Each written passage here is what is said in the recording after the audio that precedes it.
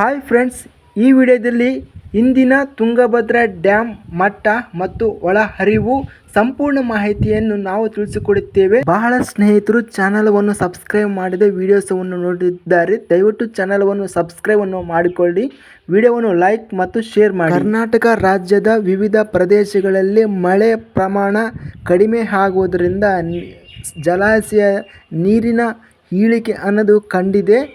ತುಂಗಭದ್ರಾ ಜಲಾಶಯ ಮಟ್ಟ ಗರಿಷ್ಠ ಮಟ್ಟ ಬಂದು 1633.0 ಫೀಟ್ ಅನ್ನೋದು ಇದೆ. ಇದಕ್ಕೆ ರಿಸರ್ವೇರ್ ಲೆವೆಲ್ ಇಂದು 1581.52 ಫೀಟ್ ಅನ್ನೋದು ಆಗಿದೆ. ಟೋಟಲ್ ರಿಸರ್ವರ್ ಕೆಪಾಸಿಟಿ ಬಂದು 105.788 TMC. ಇದಕ್ಕೆ ಇಂದು ರಿಸರ್ವೇರ್ ಲೆವೆಲ್ ಕೆಪಾಸಿಟಿ ಬಂದು 5.26 TMC. ಇನ್ನು ನಾವು ನೀರಿನ ಒಳ ಇಳುವರಿ ಬಂದು 3.57 TMC. ನೀರಿನ ಒಳ ಹರಿವು ಇನ್ಫ್ಲೋ ಬಂದು 815 ಕ್ಯೂಸೆಕ್ಗಳು. ನೀರಿನ ಹೊರಹರಿವು ಬಂದು ಔಟ್ಫ್ಲೋ 2064 ಕ್ಯೂಸೆಕ್ಗಳು.